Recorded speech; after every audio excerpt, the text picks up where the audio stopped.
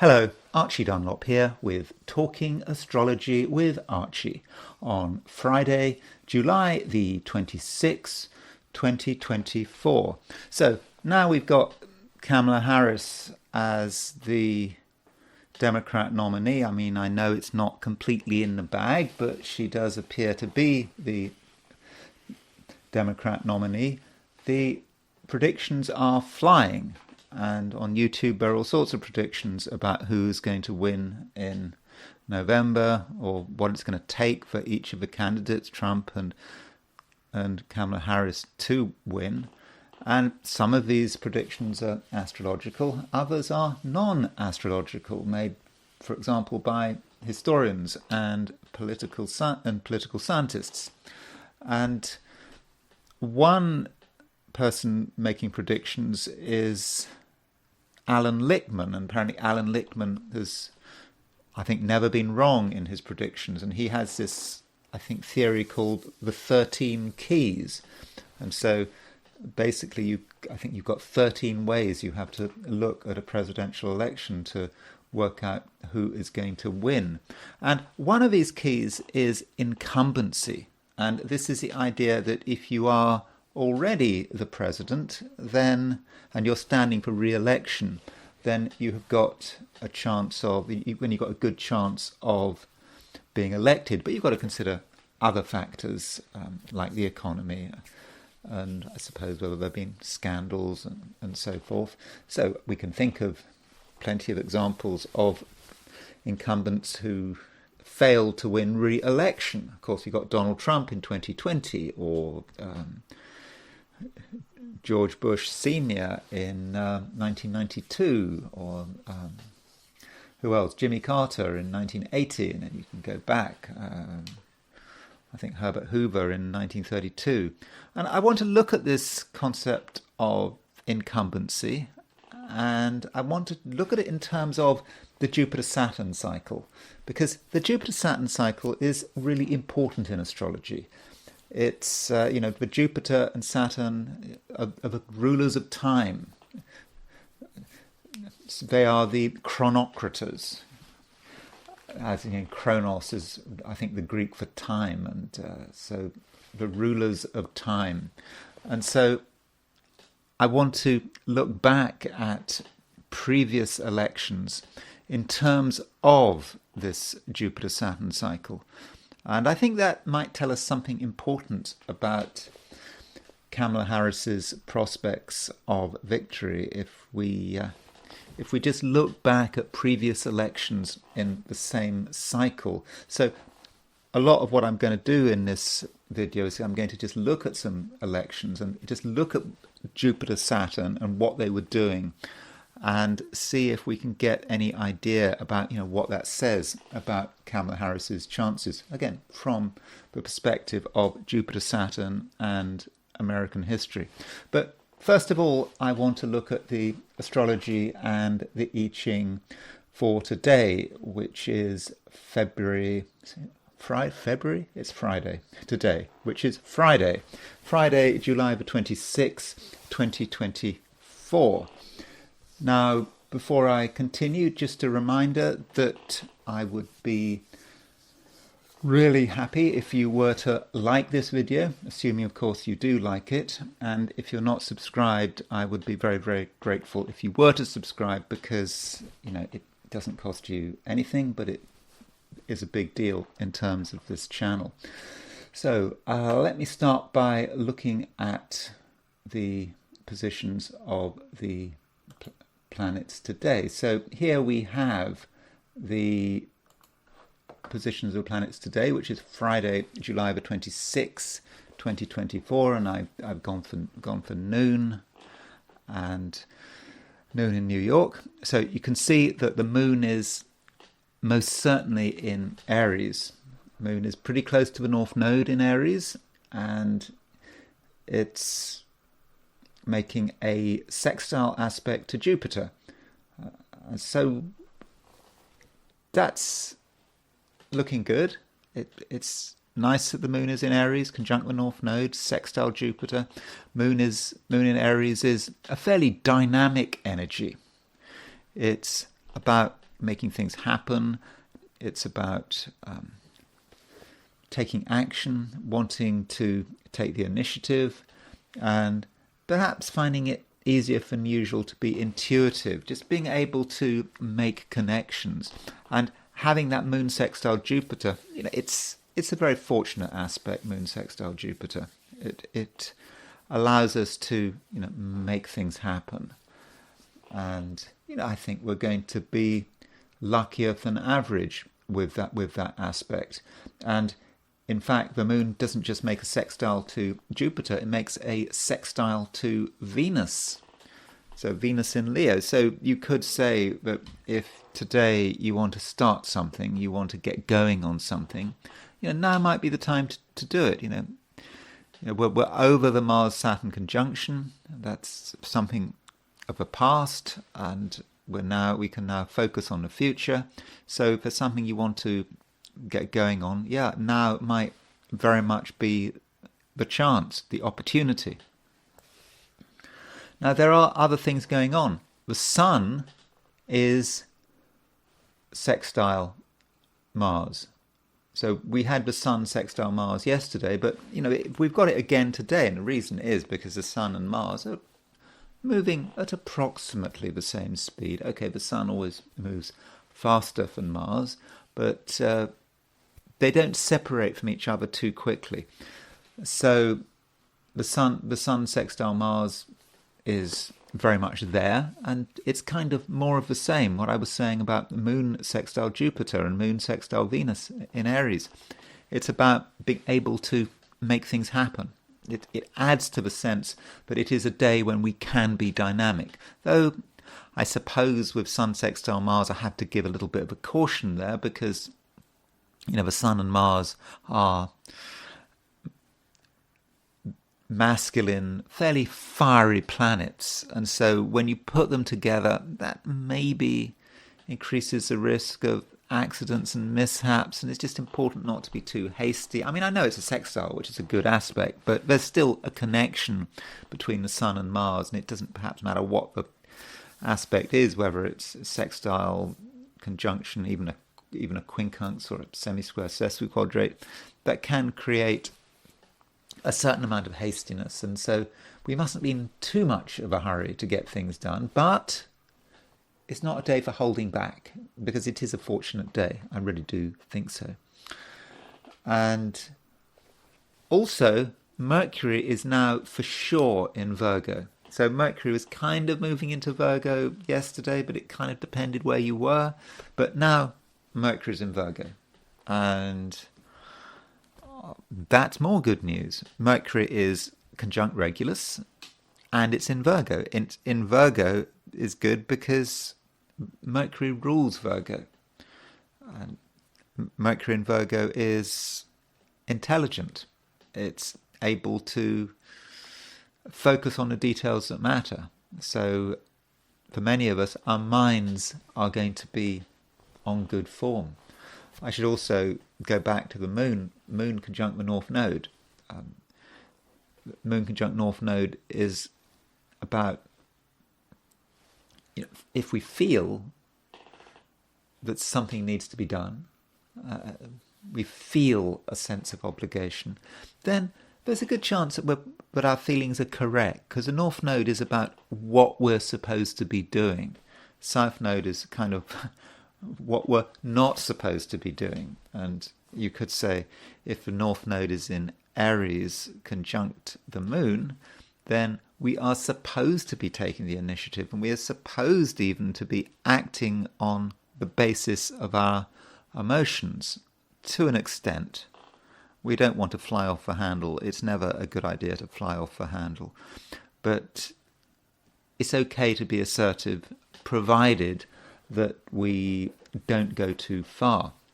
Now, as far as the heliocentric positions are concerned, here we go. Here is the position of the planets if you put the Sun in the middle. I just think it's important to always look at the heliocentric positions of the planets, even if not a great deal is happening. Now, there's one thing happening today heliocentrically, which kind of contradicts the message of the geocentric picture. And it's we've got Mercury at 14 Sagittarius square Saturn. So it doesn't really take away from what I think was quite a fortunate picture geocentrically, but still, Mercury square Saturn, there is a time and a place for being serious. And, Mercury square Saturn is about communication. It's perhaps about global communication. It's about trying to get the message across. It's maybe not so much about individuals trying to get the message across, but it's perhaps about organizations, governments, companies, trying to have a free flow of communication, of information. And Mercury square Saturn may perhaps block it a little. There may be a certain sense in which the message is not quite delivered in certain cases, but I do emphasize that it is, I think, more collective. And just remember that Mercury is a fast-moving planet heliocentrically. It moves around the sun once every 88 days. So Mercury square Saturn is not it's not a very unusual aspect, but I think it might be something to consider. Okay, so I now want to do my forecasts for the 12 signs for today, which is Friday, July the 26th, 2024, and I can do that the moment I have switched the coordinate system. There we go. Okay, so these are my forecasts for the 12 signs for today, which is Friday, July the 26th. Aries, things are, I think, looking really good. I think everything is kind of aligning, and I'm not particularly concerned about today. The moon is now for sure in your sign, and it's conjunct the North Node. Your impulses are almost certainly correct. Yeah. Aries is an impulsive sign, and sometimes your impulsiveness can get you into trouble. But if you understand your impulses in the right way, then I think it's okay to follow them through. Because if you feel that something should be done, that you feel you need to respond in a particular way, then I think in most cases you can actually trust your feelings. I mean, it may not even be about your feelings, it just may be about your intuition, how you understand a situation, how you make the connections. And if all those connections are coming together and you feel that something has to be done right now, then I think in most cases you should be trusting your judgment. And the moon in Aries is making a sextile to Jupiter. That is a very fortunate aspect, and it allows you to communicate what's on your mind. So if something is on your mind and you feel that people need to hear about it, then I would say don't hold back. I mean, you might be concerned about the impact you're having, but good luck is on your side today. I mean, it really is. And the moon, having made this sextile to Jupiter, it actually goes on to make a trine to Venus, and that's even better. Moon trine Venus allows you to really benefit from other people's company. I think that it's not just about you, it's about the various relationships you happen to be in. They can all work very well, and you can have fortunate contacts with other people, and you and other people can share in terms of each other's creative self-expression.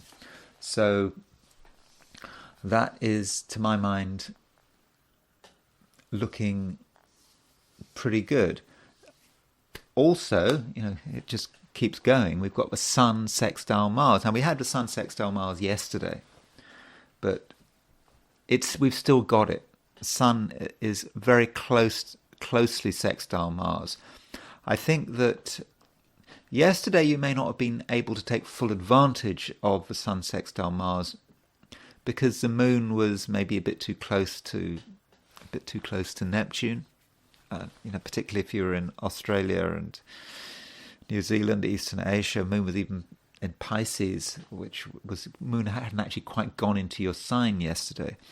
But now, Arians, wherever you are, you can really benefit from that Sun sextile Mars. And, Sun in Leo, sextile Mars, which is your ruler, and that allows you to just be able to really assert yourself, to apply maximum energy, and to be able to, in most cases, to do it in a fairly fortunate kind of way. Though, as I said in the introduction of a Sun sextile Mars, it can in certain cases be too much of a good thing.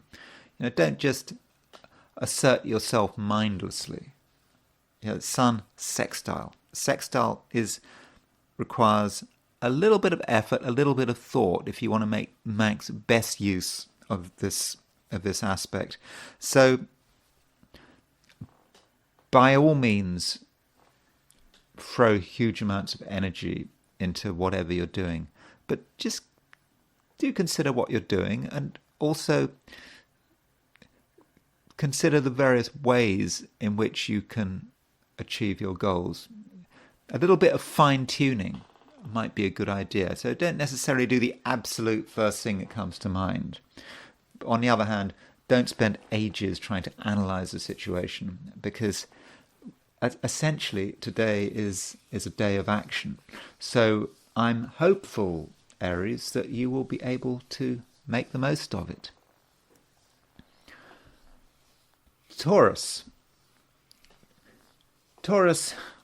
on one level, you possibly feel that you need to hold fire.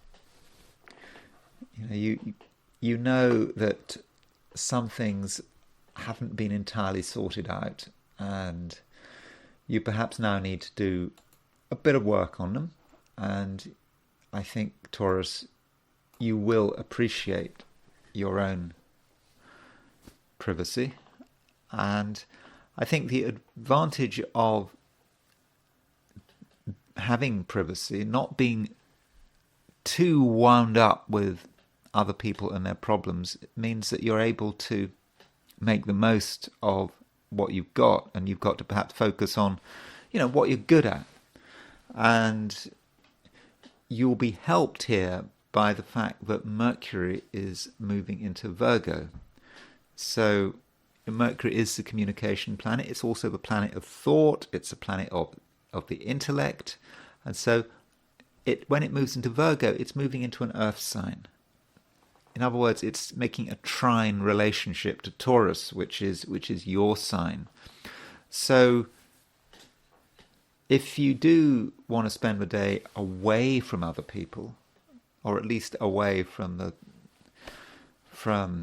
all the sort of hurly-burly of what's going on out there in society, this does give you a chance to sort of tune into what you're good at, to be able to sort out the wheat from the chaff. There's a lot of stuff you've recently been engaged with that you really don't need to be engaged with anymore. You can work out what's important, and Mercury in Virgo is going to really help you in terms of that sorting process.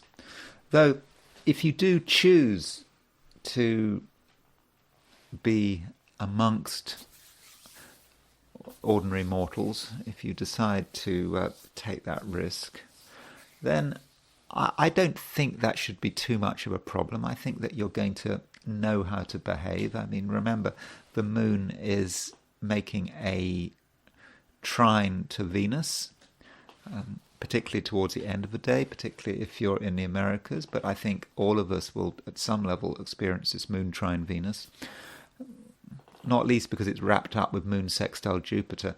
So with Moon trine Venus, that does give you a certain sensitivity. And I mean sensitivity in the favourable sense of the word. I'm not talking about being oversensitive. It's just about understanding the demands of the times, understanding what people want, what people are looking for.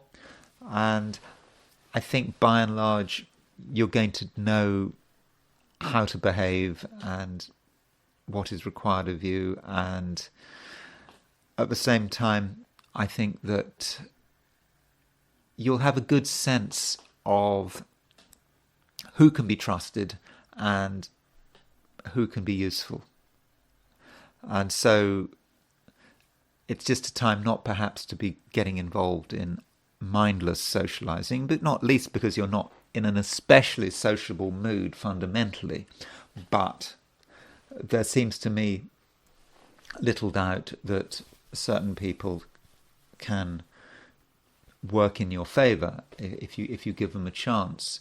And I think that you'll be helped by your communication skills. I think you're going to be able to make it very clear what you want, and at the same time you're going to be able to make it clear that you understand what other people want. So I'm not saying that it's going to be a super dramatic day, but overall it is a high energy day. Regardless of your sign, there's a lot of energy going on. And I think it's like you can tap into this energy, but without having to be overwhelmed by it. And there's perhaps a certain amount of choice here. So it's like you can get close to the source of the energy for a period of time, and then when it gets too much, you can withdraw. And so to an extent, it is really up to you. But don't underestimate yourself. That is really important. And there might be a time today when you just suddenly get excited about something, and it just fills you with great optimism. And at that moment, you can act. You can just tell people how excited you are. And you can perhaps do something that is slightly out of character. I'm not talking about anything seriously disruptive. It's just like a blast of optimism and hope and positivity that can come from you, and people will pick up on it, and it will go down very well. So, Taurus, things are looking good, and it's just nice to have a day where I think that you have a lot of choice. Gemini.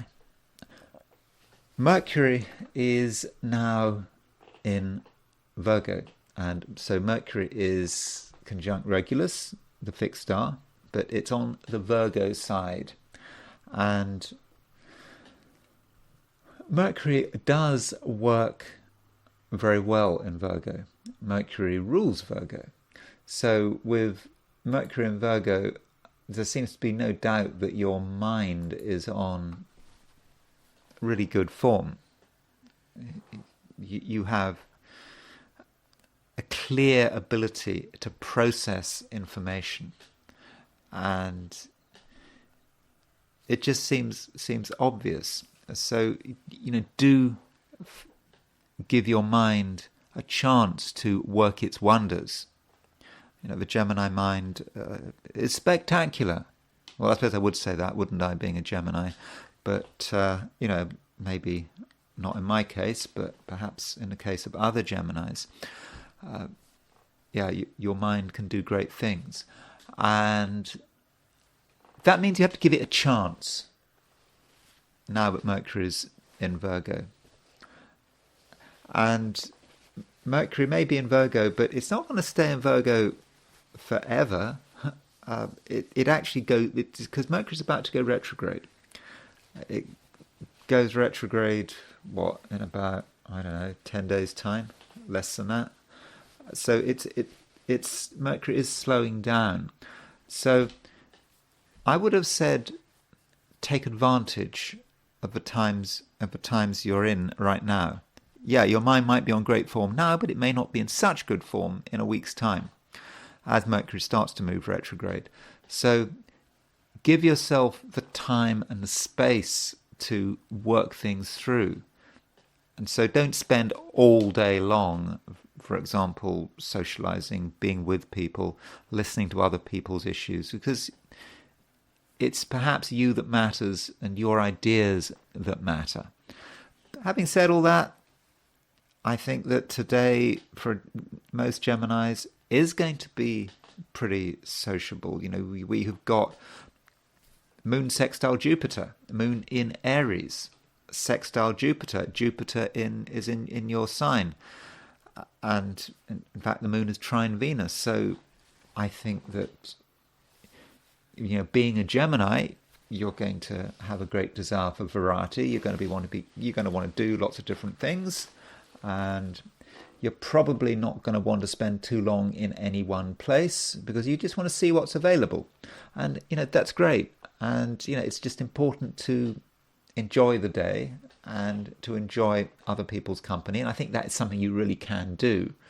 And you know there's someone in particular who can really make you happy. They've got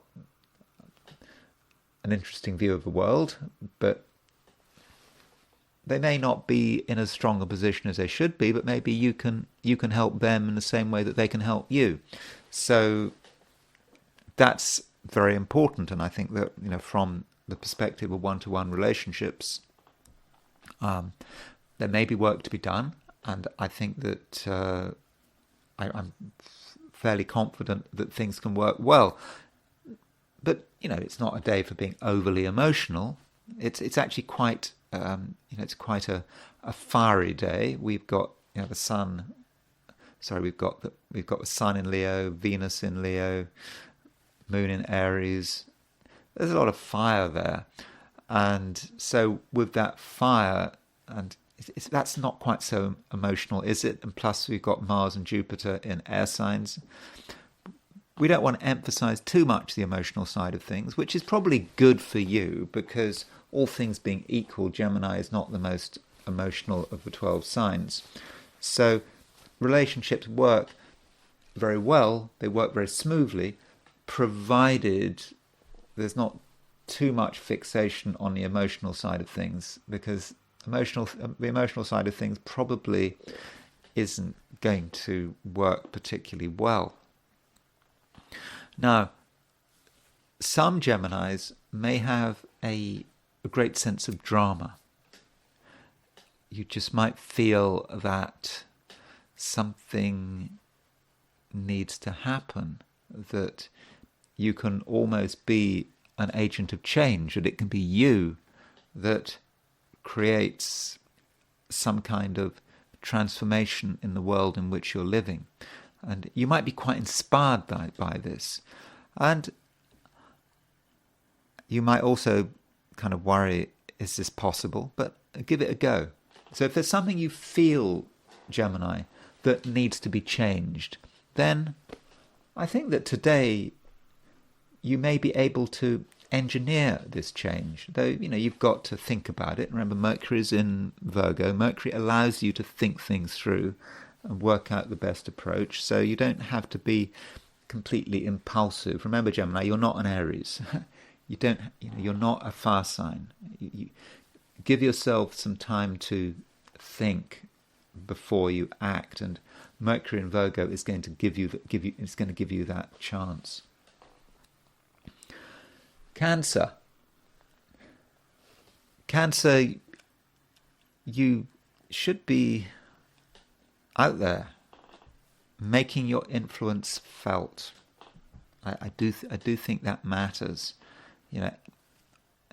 Every month the moon moves into Aries, and Moon in Aries, from a Cancerian perspective, is about being noticed. Now, you might feel you don't want to be noticed, but the moon is not just in Aries, but it's conjunct the North Node. So I think it's important that people understand your perspective and that you get a chance to maybe in certain cases, tell people what to do, because I think your judgment is good. I think your judgment is very good at the moment, and it would be a shame if you didn't give the world the benefit of your judgment. And the moon is not just in Aries, but the moon is sextile Jupiter. I mean, you think about that. The moon is your ruler. It's sextile Jupiter. Jupiter is a fortunate planet. And Jupiter does have a special relationship to Cancer, because I know Jupiter is not in Cancer, it's in Gemini. Jupiter doesn't go into Cancer till next year, but Jupiter is the exaltation ruler of Cancer. Jupiter is exalted in Cancer, so I do think that there is a certain relationship between Jupiter and Cancer. So with Moon sextile Jupiter, you are more fortunate than usual, and things can go your way. So if you actually make an effort to be seen and heard, I think you'll know exactly what to do. You'll know exactly how to respond. And I think that you will be pretty impressive. Though, good fortune can take many forms. And while it's true that you can be seen and heard, there are things going on behind the scenes which you can benefit from. So it's like maybe you're on stage, but you're kind of in two places. You're on stage, people can see you, but at the same time, you know that something else is happening that other people can't see. And maybe that is the secret of your power. And it is a secret. So you don't have to explain to people how you're able to manage. That's your secret. I suppose it could be like with magicians. They're not supposed to give away their secrets, are they? I'm talking about, by magicians, I'm talking about stage magicians. I'm not talking about magicians as in witchcraft and black magic. I'm talking about magicians as in conjurers, that kind of thing. You don't give away your stage secrets. You know what they are, so you don't have to discuss them. So you can be public today, but you can also be private. And what's going on in that private world is actually helping you be successful in the public world. So that's really good. And the moon in Aries it's making a trine to Venus. Okay, that trine to Venus is more later in the day. Perhaps you're going to feel it more if you're in the Americas, but I think it's going to be felt. And so moon trine Venus, in one sense, is just about getting on with people. People taking you seriously, people trusting you, and also people trust your financial judgment. And I think you can actually, in most cases, trust your own financial judgment, and that judgment comes from your own feelings. That's part of it, from your own emotions, but it's also about making an intuitive connection, just understanding what needs to be done in a particular situation to maximize the chances of success. So Cancer, I think your first impulse might be to think that you don't have to be there. You don't have to be around. You don't have to push yourself.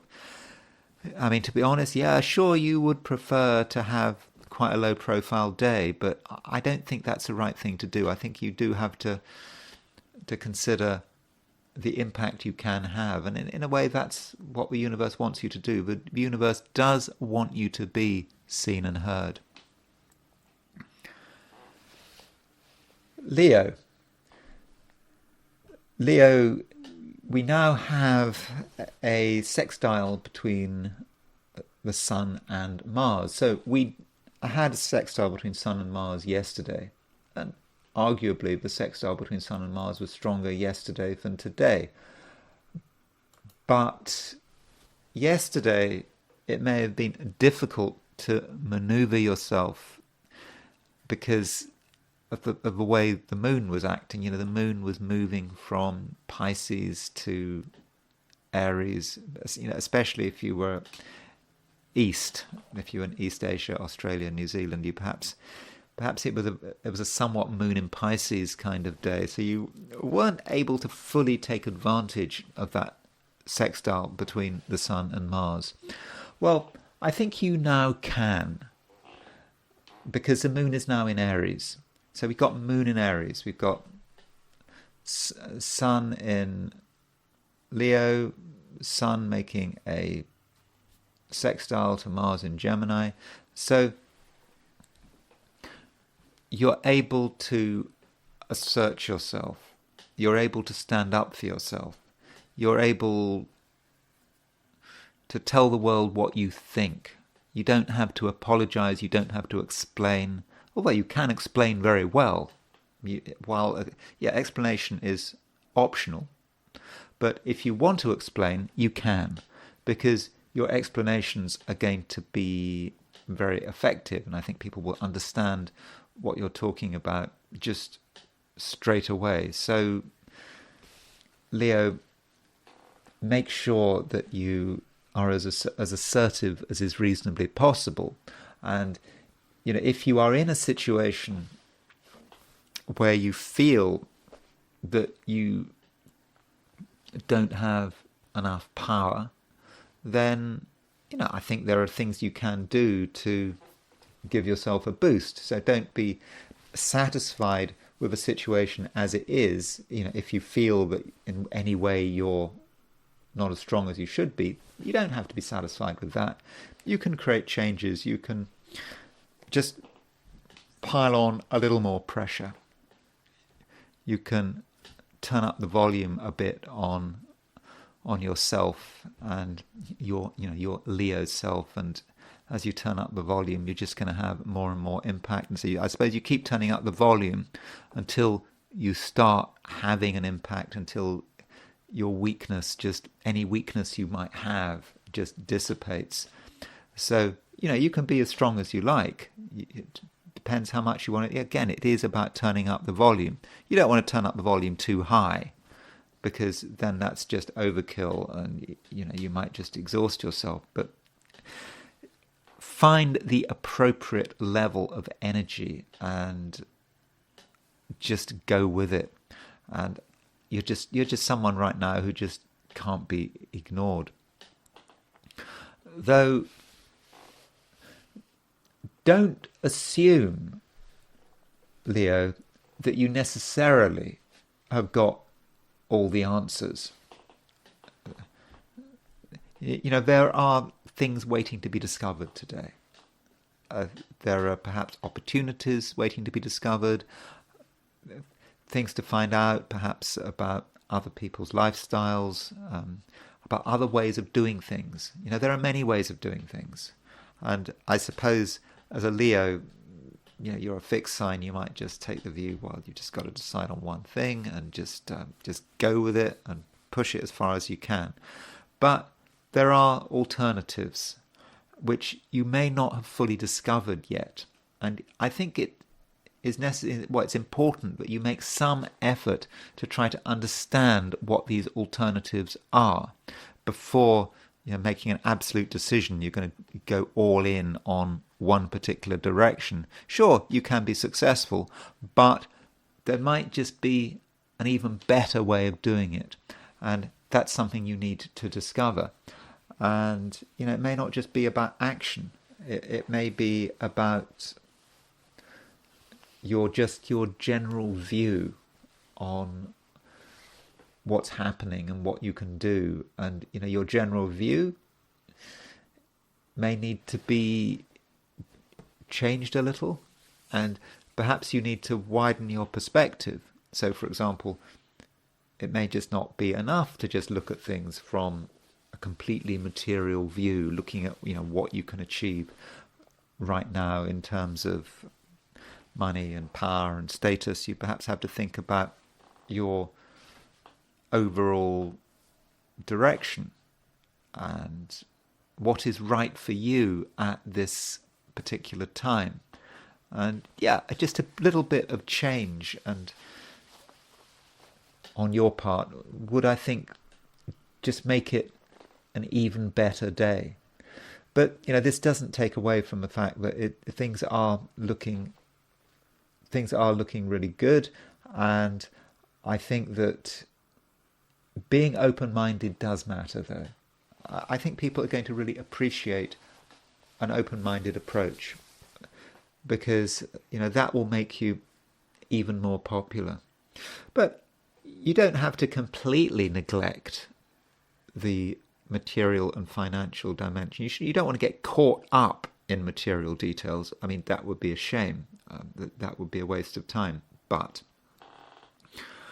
I think Leos do have a good understanding of money and the material universe, and I think this is getting stronger, over the last 24 hours with Mercury moving into Virgo.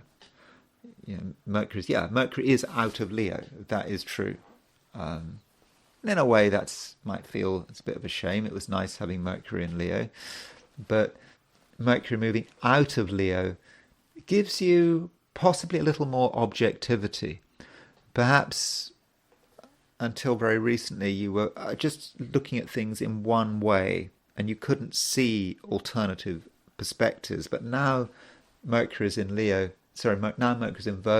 it's easier to see the alternatives. Now Mercury's in a different sign from the Sun. I think that is important. So actually, I think Mercury leaving Leo is actually a good thing for you.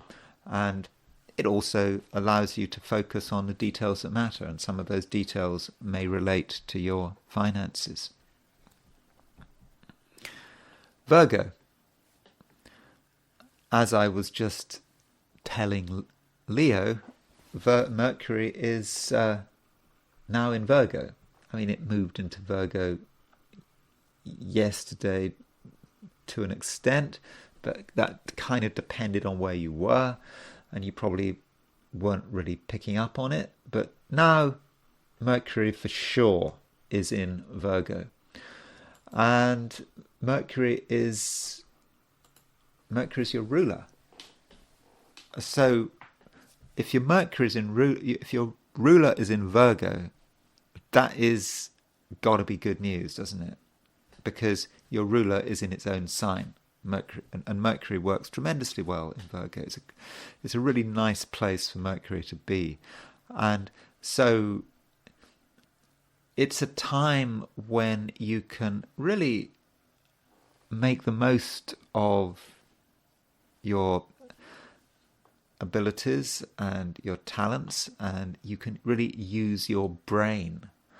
And so don't underestimate yourself, and be ready to just focus on things. If necessary, pull them apart and sort of pull them apart, then come back to, then put them back together again. And that's perhaps, what you need to do. And you don't have to be in a hurry.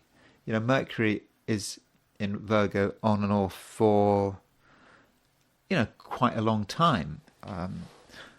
Mercury, because what happens is, as I think I was explaining yesterday, is that Mercury moves into Virgo, but then it goes retrograde and it goes back into Leo. So, it goes retrograde. Then, let's just go over what Mercury does in terms of Virgo so that you can just get a broader perspective. So, Mercury went into Virgo yesterday and today. Mercury will go retrograde on August the 5th, approximately. It will go back into Leo in mid-August.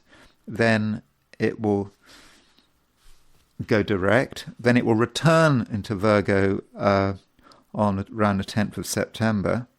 And then it will finally leave Virgo on,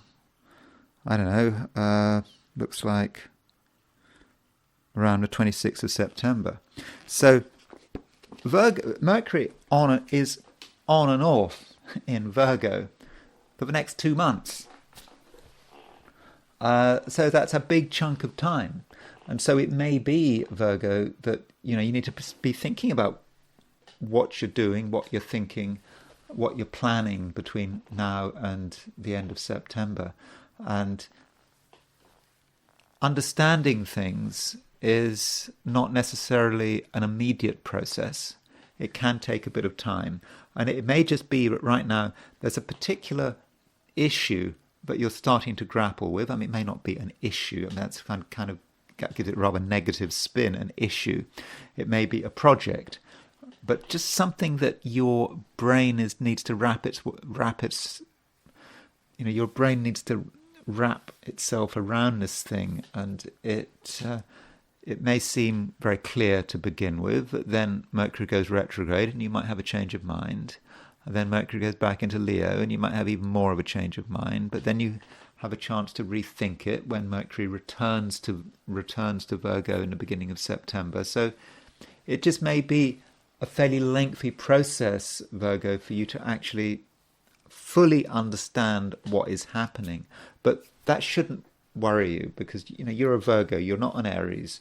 You understand that some things take time, and I think that with Mercury and Virgo, Mercury moving into Virgo, in a way the process has started. Now, looking at things from a more short-term perspective, today, the moon is moving through Aries, and with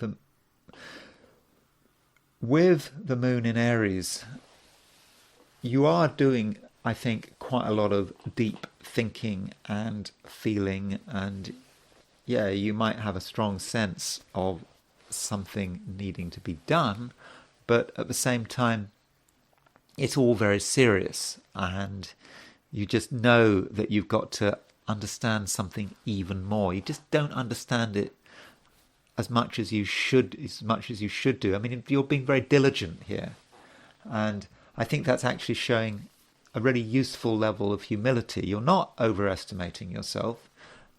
You're not making claims that can't be achieved. You're taking things seriously, and I think that that's going to be especially important if you are involved in any joint enterprise, maybe relating to business or career or some other activity you're involved in. I don't know what else you're involved in. Maybe it's some charitable activity, whatever it might be, that your sense that something is more complicated than it seems on the surface is really very useful. Perhaps other people are the ones that are skating on the surface. They just see it as it is, that they don't actually understand the underlying complexities, but you understand those complexities, and you're able to communicate this understanding. It's not that you're able to tell people what the complexities actually are. You're able to explain that this is not simple. And so perhaps that might be part of your job today, whatever you're doing, to let people know that nothing is simple and perhaps nothing is easy. And what you're doing is you're showing your understanding, and also you're trying to transmit the importance of patience and diligence. And so I think that is really very useful. So Virgo, in many respects today, you are responsible, and you're not in too much of a hurry. You understand that hurry is important, but at the same time, you also understand that things aren't simple, and it may just be in certain cases that you have to have a reasonable timescale. As I said with Mercury, it may just take until the end of September to really get to grips with things, or at least with one thing, just perhaps one thing that really matters. And if it really matters, then it's worth giving it your time, and we're not talking about immediate results. Libra, I think that things are looking pretty good for you at the moment. The moon is now in Aries, which is in your opposite sign. So with the moon in Aries, I think that you're in a good position to understand everything going on around you.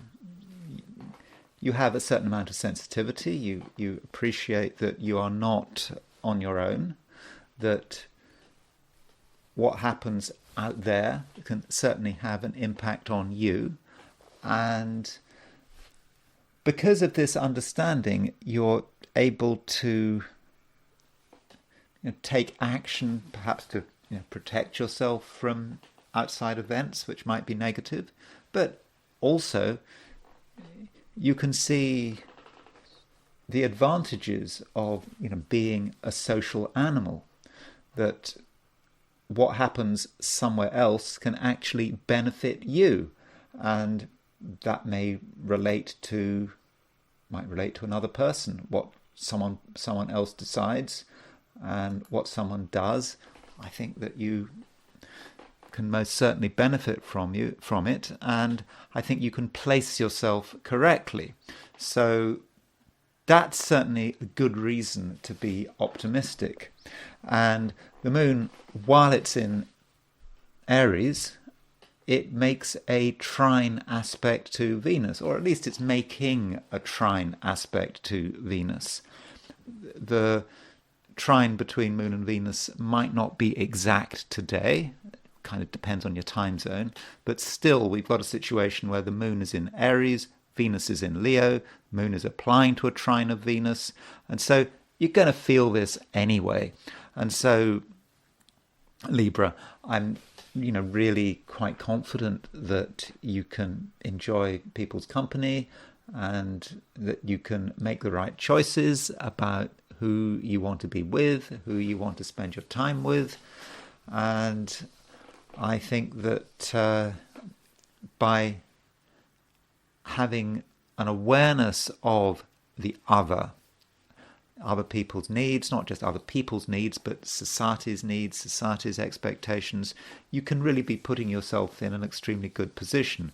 But I don't want to give the impression that you don't have any power, that you're completely reliant on what is happening out there, because that's not true. You actually have a considerable amount of power, and Libra, you can make things happen, provided you go about it the right way. I think that at the moment people want something to be happy about, they want something to smile about, they want I suppose they want to be amused, and that's something you can in a way provide. I mean, I don't know if you're a stand-up comedian, for example. I think it's going to be a great day. I think you will have an explosive sense of humour. Even if you're not a comedian, you can say things which get people's attention and do things which get people's attention, provided it's done in a way that is light, and it happens in a spirit of optimism and hope. You certainly don't want to give people negative shocks. Rather, you want to, create surprises and create possibilities. People are looking for possibilities. All the time, people are looking for possibilities. And if you can provide a possibility, people will really appreciate it. Even if, strictly speaking, some of your suggestions might be unrealistic, it doesn't matter. I think that a lot of people want the hope of a suggestion. They can worry about whether or not it can happen at a later stage. And it's also important that you don't limit yourself. It's not a time for it's not a time really for being too focused. A bit of focus is always a good idea, but you don't want to limit your horizons, because if you limit your horizons, then the day could fall flat, particularly if you make a conscious effort to limit your horizons. That would be a very bad thing to do. But if you're just open to all possibilities, in the same way that the world out there is open to possibilities, and they're looking for the possibilities that you can create. You yourself have to be open to possibilities. And if you want to have an impact on the world around you, then you must be ready for the world around you to have an impact on you and your ideas and your plans. There's got to be a great sense of flexibility and of things moving. But I think this is all something that you should be able to provide, without much effort. And as far as relationships are concerned, I understand that in astrology one always has to talk about relationships, and for Librans, relationships can be very important. I mean, some Librans really do feel they have to be in a relationship. Not all Librans, but it can happen. But relationships look good today. If you want to enjoy someone's company, then I think you can. Everything's moving in the right way, and you can also benefit from another person's dynamism. Remember, the sun is sextile Mars. Mars is ruler of Aries, which is your opposite sign. So if sun is sextile Mars, that suggests you've got someone who is dynamic and exciting and who can give your life a boost. So, take advantage of people. Again, when I say take advantage, I don't mean use them. Take advantage of what people have to offer. You don't have to be alone. Indeed, you shouldn't be alone. And if you have been with someone for a long time, for even decades, for example, don't make assumptions. They can show a new side to their personality, and they may actually rediscover some of their dynamism, which you may have thought had been lost some time ago. But people are able to give everything their best shot. So, be positive about what other people can achieve and what they can bring to the world, and also, of course, bring to you. So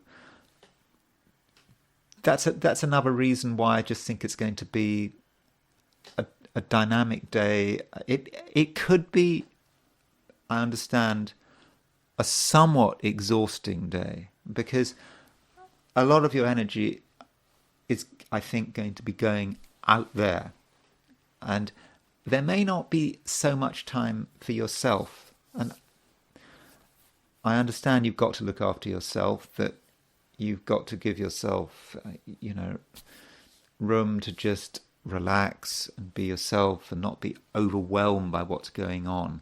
But I think that for short periods of time, you can deal with a very busy life where you have to take into account everything going on around you. And maybe it's that kind of day.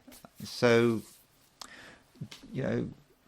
I think that you probably have enough energy today to just see it through with everything, and not to be sort of brought down. Of course, there are limits, and you do need to know when to stop. And one place where you can be, in a way, quite private is your own mind. Your own mind is actually processing things in its own way. And this is because Mercury's gone into Virgo. Mercury provides an alternative way of looking at things. So perhaps, Virgo, you can be out there. You can be interacting with everyone. you can be the life and soul of a party, but all the while your mind is ticking away, and you do have a sense of perspective, and perhaps it's that sense of mental perspective which is keeping you grounded and is enabling you to, get through the day without completely exhausting yourself.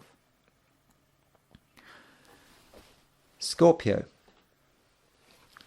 Yesterday, the Sun was making a sextile to Mars. But that sextile to Mars is still in operation. And so the Sun really gives you energy. It's very energizing. And, the Sun is the life force. And so with the Sun sextile Mars, I think that you're going to be able to accomplish a great deal. I think that you're going to be fairly ambitious, but at the same time, you're not going to want to give everything away. So you've kind of got this balance to sort out. You've got to be out there.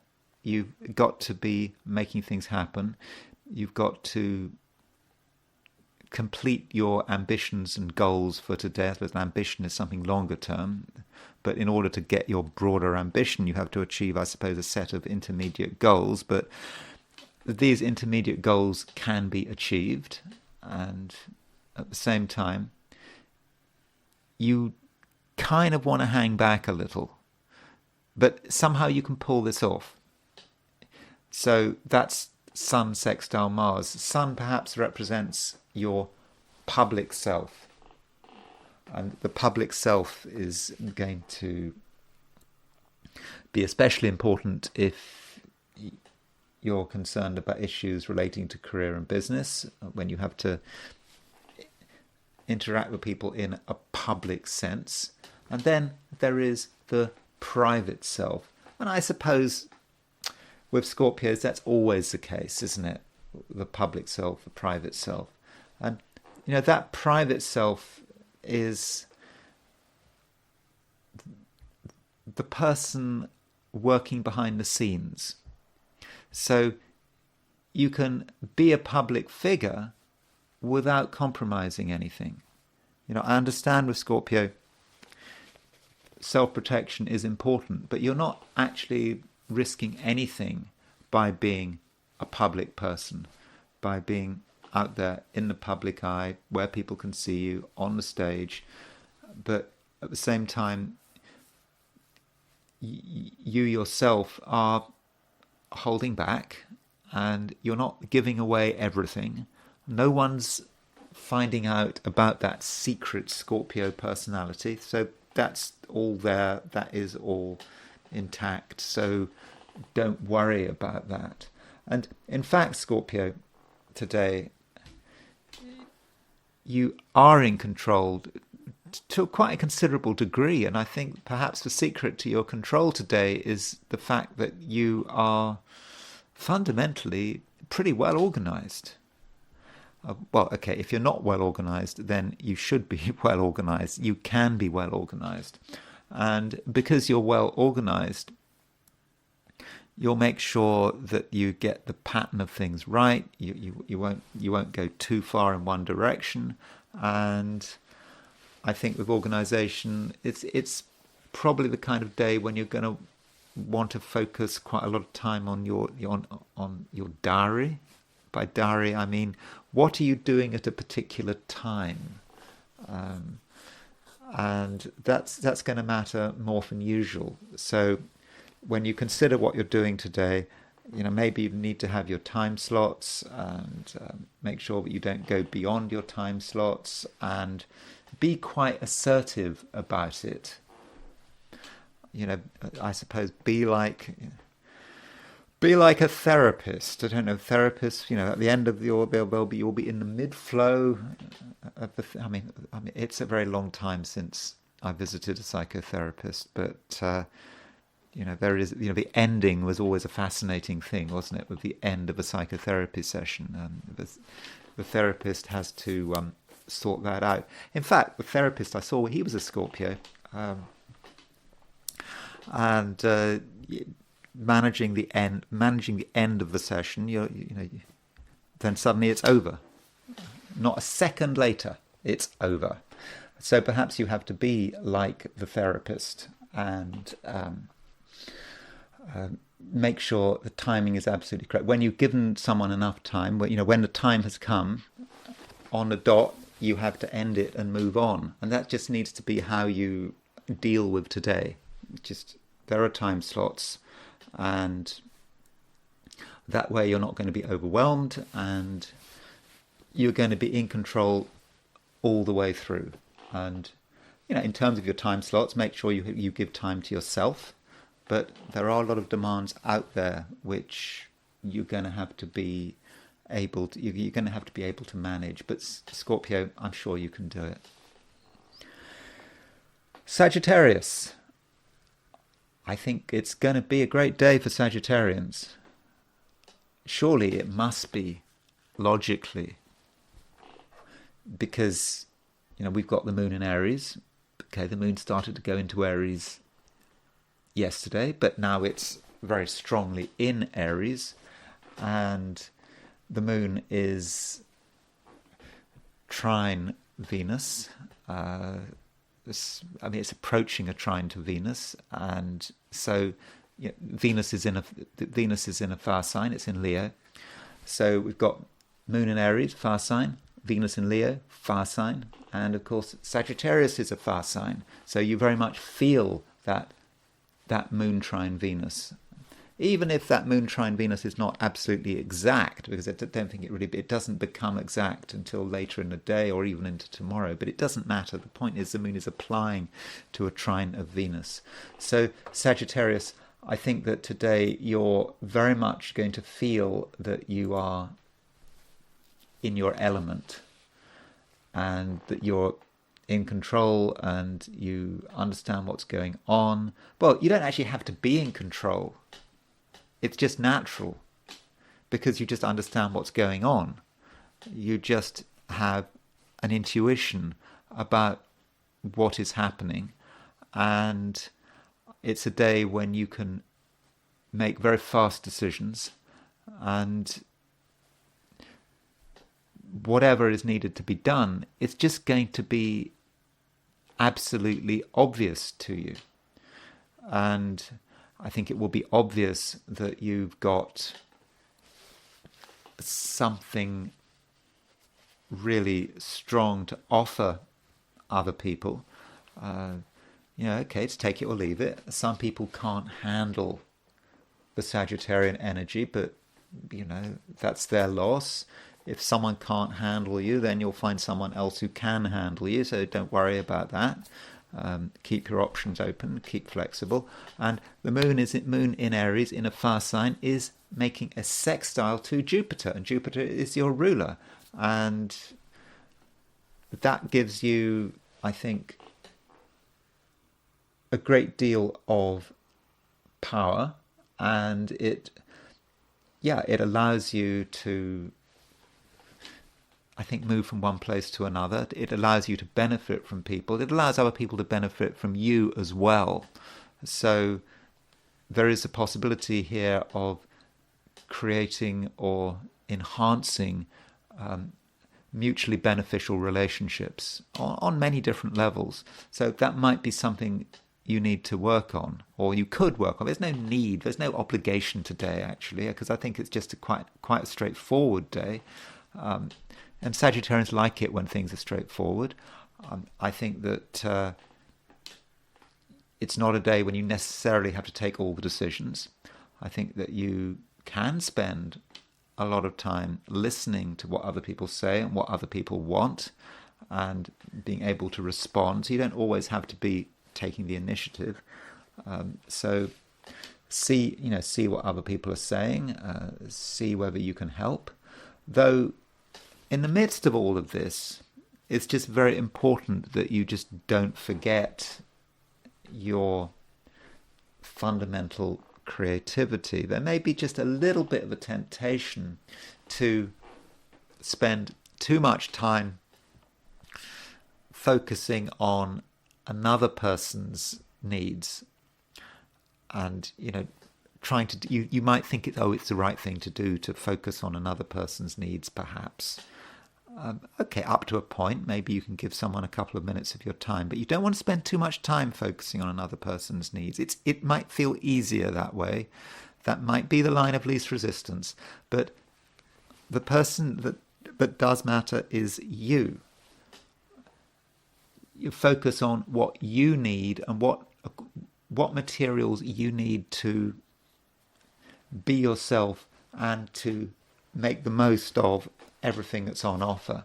So do try to concentrate on that. It shouldn't be difficult, and I think that you do understand that need to be exceptional and to be super creative.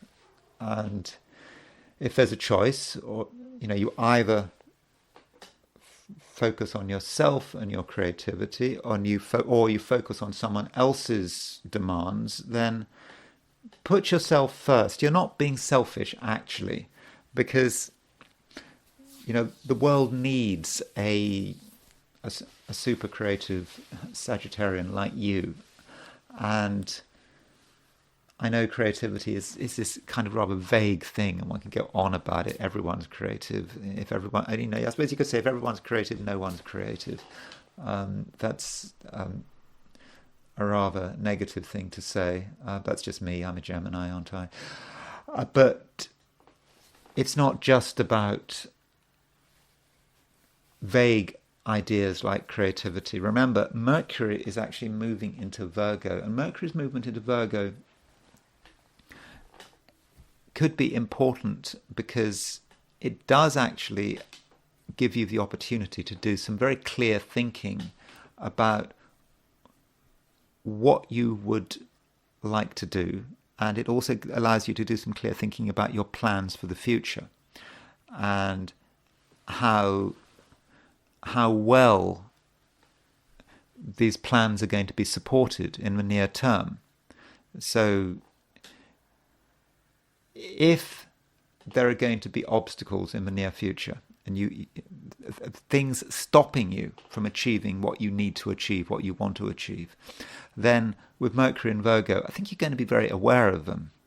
You're going to be able to think about them. You're going to be able to intellectualize them, and you're going to be able to start to come up with ideas about how best to resolve the issue. And I don't think you should obsess about it.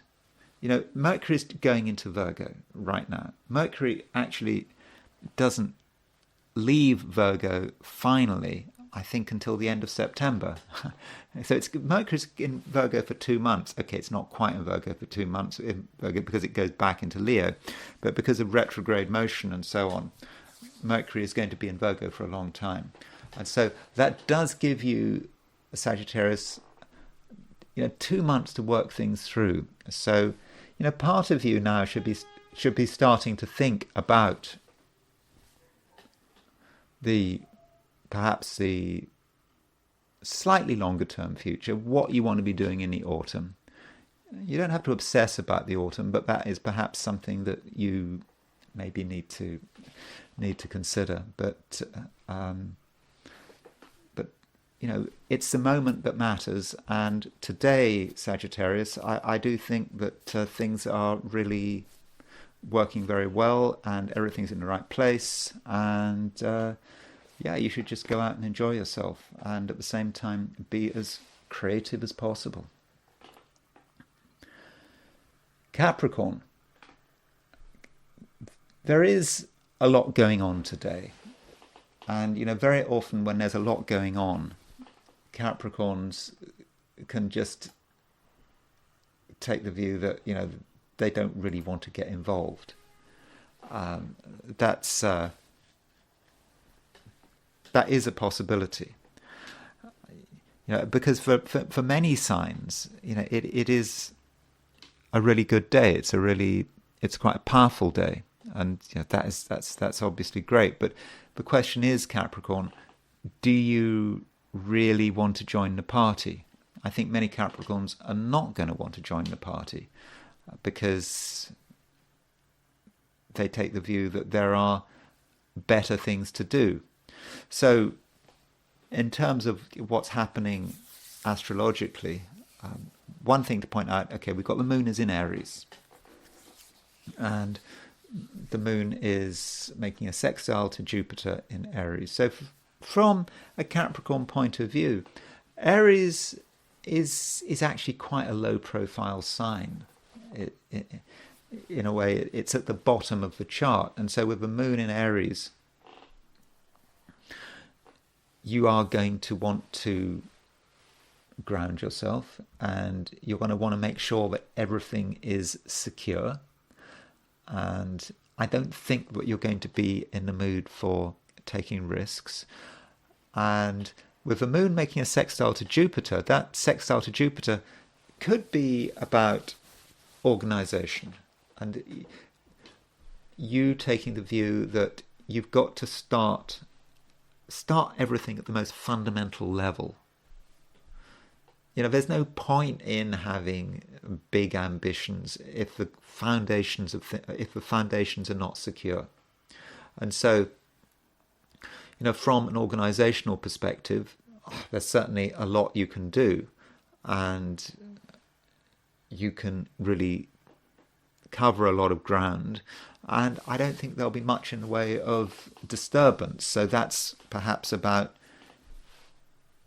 other people doing their thing, having their parties, having fun, but you can participate if you want, but I don't really think that you're going to want to participate. And I think that, yeah, you're going to an extent, enjoy your own company. But that's not the whole picture. The moon is making a trine to Venus in Leo. And I think that Venus trine, that moon trine Venus is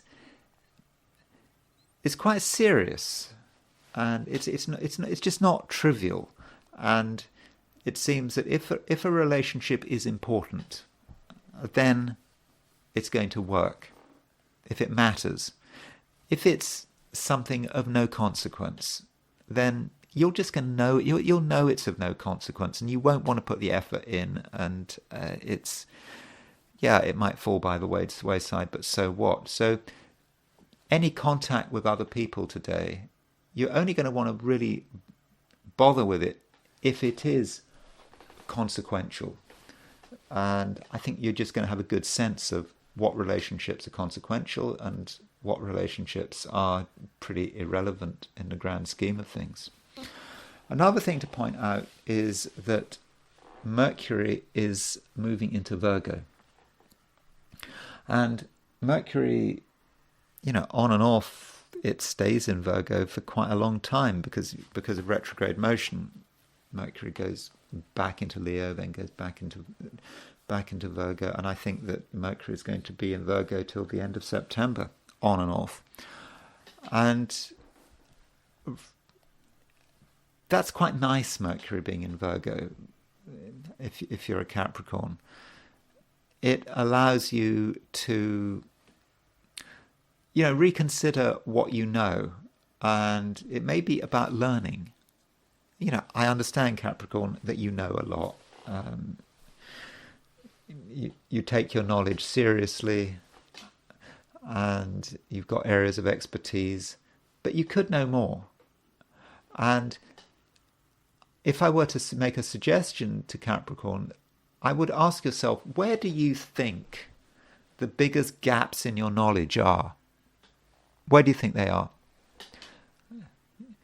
And what do you need to do to fill those gaps? Now, I'm not suggesting that you go off and do a PhD or anything like that. I'm actually looking at the next 2 months. Between now and the end of September, Capricorn, you can go a long way towards filling a gap in your educational knowledge or your practical knowledge. There's definitely a gap there. And So now might be a good time to identify where the knowledge gap is, and then see what you can do to fill that gap between now and the end of September. And I'm not saying you have to pay money. I mean, you've got so many resources on the internet, you've got YouTube videos, you've got libraries, secondhand books are available. Whatever you need to do, maybe you need to talk to people, but perhaps you need to just dedicate yourself to 2 months of just learning about something in order to fill that gap. There'll be times in that 2 months where you feel that you're sliding away, that you're not focusing on what you need to focus on. You know, Mercury goes retrograde, goes back into Leo and all that kind of thing. But I think there is a learning opportunity here. And so I would urge you to take advantage of it. Aquarius. It's a day when you seem to have quite a lot to say for yourself. The moon's in Aries. It's making a sextile to Jupiter, and I think that you'll have a natural ability to communicate in a fairly spontaneous way, at least spontaneous for an Aquarius. I mean, Aquarius, I suppose, as a sign, is not, all things being equal, known for its spontaneity, but Aquarius, I think that you're going to be pretty good as far as telling people what's on your mind, and also, having ideas and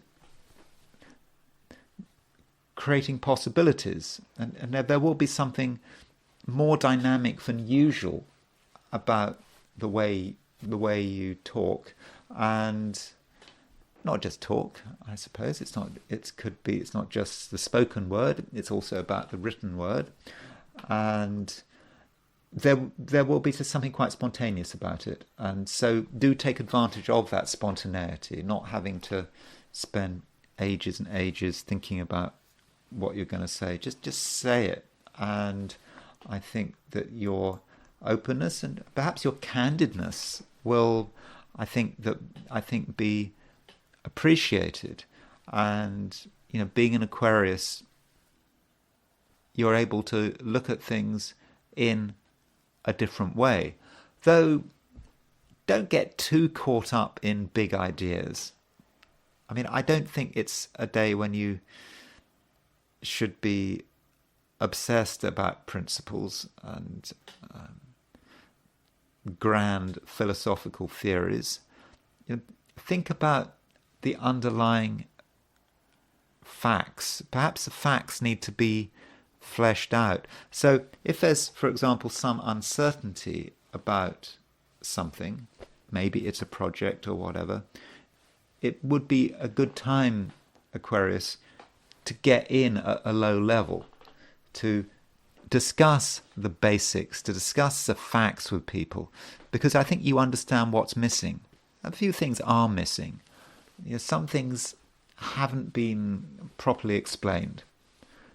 It might feel that it's the wrong thing to do. People have big ideas and they're all very optimistic about the way things are going. But as an Aquarius, you're able to slightly think outside the box, and you know that something is, when I say think outside the box, no, that's not quite what I meant to say. It's more about thinking about a problem in a way that just other people are not seeing. Then they're not seeing the problem because perhaps they're just too enthusiastic. And you can highlight what the actual problem is, but not in a negative way, because I think you know what the answers are. You know what needs to be done. And so your enthusiasm, but also your seriousness and your sense of practicality is, I think, going to be extremely useful. So you are certainly a good person to have around. though while all this is going on, the Sun is making a sextile to Mars. Now, the Sun was making a sextile to Mars yesterday, but the Sun and Mars are going roughly the same speed, so we still got this Sun sextile Mars. So the Sun is possibly representative of another person, because the Sun rules Leo, which is your opposite sign. So the Sun sextile Mars represents a person who is perhaps dynamic and creative, maybe more dynamic and creative than you are. And I think that yesterday I was sort of talking about sort of a sense of rivalry, or you potentially perceiving a rivalry, getting concerned that maybe someone is in a stronger position than you. And I suppose I'm repeating that. Yes, there may be someone who is more dynamic than you, who seems to be in a stronger position than you, but I absolutely do not regard this person as a threat. In fact, I see this person as someone who could really be of great benefit to you if you're just able to reach out to this person and see what they've got to offer, and also consider what you've got to offer, because you have got a great deal to offer. And at the moment, Aquarius, you're capable of deep thinking. There's nothing trivial about you today. You're not just going to just accept things as they are. You're always going to ask questions, and you're going to be asking the right questions. And because you're able to ask the right questions, you can. It's because of you that things can actually work, and because you just know what needs to be done. Pisces, you may feel that you're not entirely in the mood for non-stop action. You're just wondering whether it's really worth it, or indeed whether you've got the energy. I mean, I think there is pressure to use your energy. There's pressure to be on you to be everywhere at once. But of course, you can't be everywhere at once, and that's just something that you just need to accept. And I'd therefore suggest that you decide on your priorities today. You've got a few priorities, maybe just one priority, perhaps two, and just stick to that. So don't feel that you have to take on too much. And your main priority should be yourself and your health and well-being, and making sure that you're not spending too much money. Could be an issue here, because the moon is in Aries, and it is sextile Jupiter, trine Venus. If we look at the sextile Jupiter, trine Venus in a negative sense, which I probably shouldn't look at it in a negative sense, but if one wants to look at it in a worst case scenario, one could say over expenditure. But it might also be just having a good sense of what money is and actually understanding the value of money. And I think that's actually something you can do, understand the value of money with that moon sextile Jupiter. And also the fact that the moon is conjunct the North Node in Aries. So with the moon conjunct the North Node in Aries, for you Pisces, that means it is absolutely appropriate to ask what things cost, to consider what is the financial implication of a particular action, and just keeping it simple. You might be told that, it's fine, or it's fine to get into debt, for example, or it's fine to get involved in some repayment scheme or something like that. But you just need to keep it simple. It is what it costs. It's like, with it's like some people see like cars. Cars are really expensive, aren't they? I mean, for a new car, it costs, I don't know what a new car costs. It's tens of thousands of dollars, but often a car is seen in terms of just a repayment, a monthly repayment, and the value of the car and the cost of the car is forgotten. But it's not about the repayment, it's about the actual value of something. And I think, Pisces, today you're going to have a good sense of the actual value of things, and you're not going to be fooled by concepts of repayment. It's what things are really worth. And this sensible, no-nonsense approach to money will serve you well. So in a way, it's not a typically Piscean day. I think you're more serious than usual, and I think you're probably more serious than other people today. You're perhaps more down to earth than most people, which is a bit perhaps surprising for Pisces. Pisces sometimes has a reputation for being here, there, and everywhere. At the same time, don't be fooled by anyone. Don't be fooled by clever arguments. That could happen because Mercury is moving into Virgo. Mercury was kind of moving into Virgo yesterday, but now it really is in Virgo. And so now that Mercury is in Virgo, in Virgo is the opposite sign. So Mercury in Virgo might represent a clever person who talks a lot. Now that clever person who talks a lot might work to your benefit, but they could also come up with clever arguments. It might seem that they've covered every single detail, and you might be taken in by someone's arguments. So don't do that, particularly if money's involved. You could be vulnerable to the wrong types of persuasion. So it's you who's making the decisions about money. It's you deciding where money should be spent, where money should be saved, how money should be managed. Listening to someone else, I don't know, may be the right thing to do, but you have to be on the lookout because not everyone has your best interests at heart. But I don't want to make you paranoid. I think overall you understand your own interests, and I think you know how to look after them. And that's it for the 12 signs. And I'm now going to look at today from the perspective of the I Ching. So I asked the question, what is Friday going to be like for those watching the I Ching segment of this video? And the first hexagram I got was hexagram number 47, which is oppression. Now, that doesn't sound good. And I think it is going to be a day when it is going to be difficult to get things done. And at the same time, we just might feel a little bit overwhelmed. There's just a lot of stuff that we need to carry. And it might just feel that it's all our responsibility. And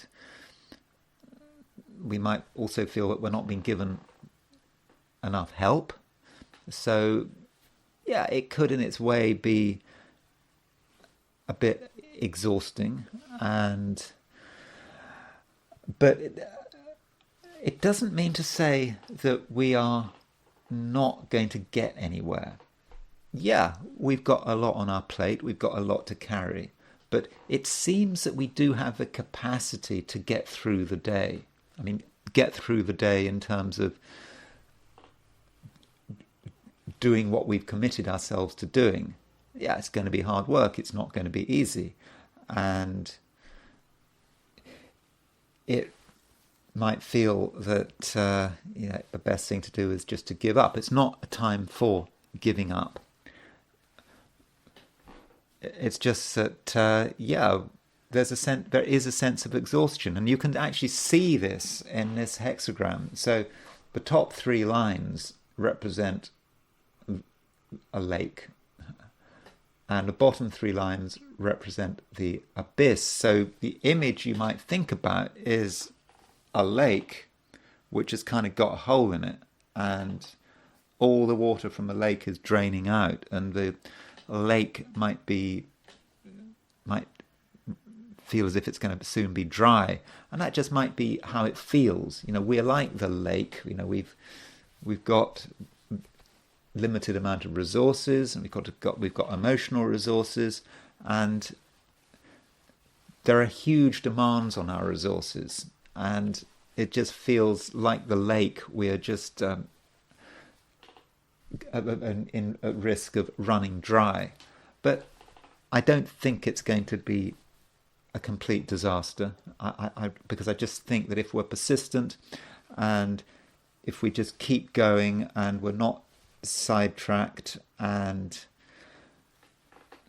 we perhaps also try to accept the limitations of what's happening. It seems that if we try to be more specific about things, it appears that the powers that be, there's some kind of perhaps authority that we're having to work under, or it may be the constraints of family life, or it could be if we're working, could be the constraints of employers, are just taking up a lot of resources and are just slowing us down. So we're being slowed down by something out there. It's not us slowing ourselves down. It may be an organisation slowing us down. It may be people close to us slowing us down. It may be employers slowing us down. And we have to just accept this situation. It's not ideal, but we have got the resources to see it through. Now, there is a moving line. The fourth line from the bottom does move. And so that means that this hexagram oppression does transition into a second hexagram. And that hexagram it transitions to is hexagram 29, which is the abysmal. So if you compare the two hexagrams, there's the first hexagram had the lake with the abyss at the bottom. But this third line moves. So what we get when this fourth line from the bottom moves, so what we get now is the double abyss. So that sounds difficult. And it's certainly a dangerous situation. It's a situation where we could so easily fall into a pit if we're not careful, hence the abyss. But the I Ching tells us that this is a situation where we do understand the dangers. It's like it says that, I think the Wilhelm translation talks about repeated danger. So if a danger is repeated, we start to understand the danger. So it's like we're moving into a situation which is dangerous, but in a way we're familiar with. And because we're familiar with the dangers, we're not going to make mistakes. We will gingerly be able to move through the dangers and get through to the other side. And part of the advice with the abysmal is to let gravity work. Things have a way of resolving themselves. It's like with water, because this hexagram is very much to do with water. Water will run according to gravity. It has its own way of running. It's not going to run any other way. It will just follow its path. And so just let things resolve themselves in their own way. Be aware it's a dangerous situation, but it's a dangerous situation that we are familiar with.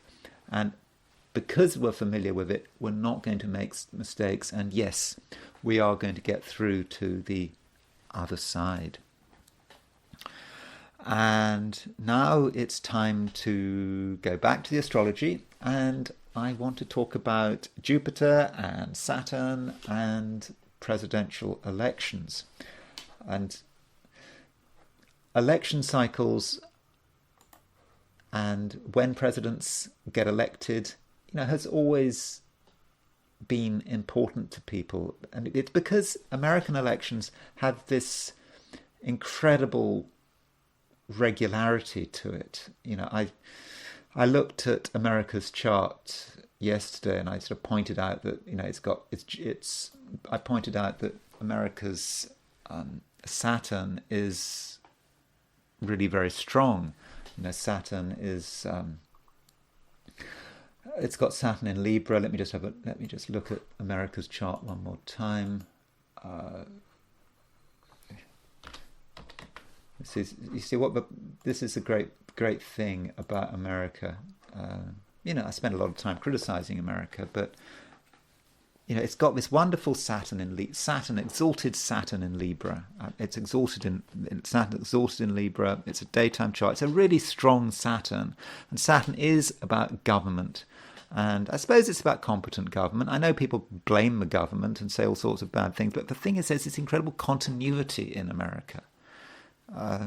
America, unlike, for example, continental Europe, it's in living memory. There are countries in Europe that have been fascist, have been communist, but America has had this continuity. So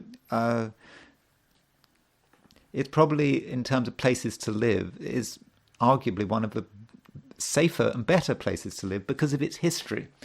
But one amazing thing about the continuity of America is its election cycle. It has kept this thing about having elections every 4 years. In Britain, during the Second World War, elections got cancelled because it was considered to be, this was a national emergency. So we didn't have we didn't have elections during the Second World War. I think we had by-elections, but we didn't have general elections. But in the United States, it kept going with the elections. There was an election in 1944 at the height of the Second World War. So the elections are on this cycle, and of course these elections, they do link with the Jupiter-Saturn cycle, particularly now. Well, especially now they link with it. Maybe the cycle will go out of sync in the end. So there is a Jupiter-Saturn cycle every 20 years, and it's approximately, in a year ending in 0 or 1. So 1960, 1961, Jupiter-Saturn conjunction. 1980, 81, Jupiter-Saturn conjunction. There was a Jupiter-Saturn conjunction. There was a Jupiter-Saturn conjunction in December 2000, just after Biden beat Trump. So you have this, and people have had superstitions about this cycle. For example, you have a presidential death cycle, which continued for a long time. The idea was that a president first elected in a year, it doesn't need to be first elected. A president elected in a year ending in 0 is going to die in office. And that did work for a long time. Abraham Lincoln, first elected in 1860. In 1880, you had James Garfield was elected, and he was assassinated. In 1900, McKinley was elected. He was assassinated. 1920, Warren Harding was elected. He died in office. 1940, FDR, he died in office. And, of course, Kennedy in 1960. And then suddenly it broke. Reagan, he may have been the victim of a very serious assassination attempt, but he survived. George Bush Jr. in 1980, 2000, George Bush Jr. survived. Biden, well, looks as if he'll probably survive. If you look at life tables for an 80-year-old, 80 whatever, how old is he? He's now an 81-year-old male. He chances are he should survive. So that's it. But I want to consider the Jupiter-Saturn cycle in terms of, what does it actually mean, and how does it reflect on presidential elections?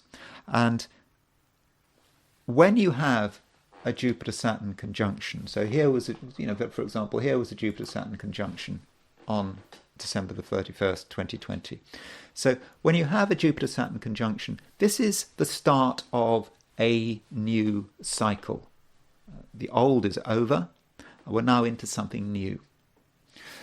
And that cycle can continue for quite a long time. And very often the pattern with a Jupiter-Saturn cycle is that you have a new beginning, and Jupiter and Saturn, they make this, at the beginning of this, it's all a bit complicated. It's difficult to know what's going on.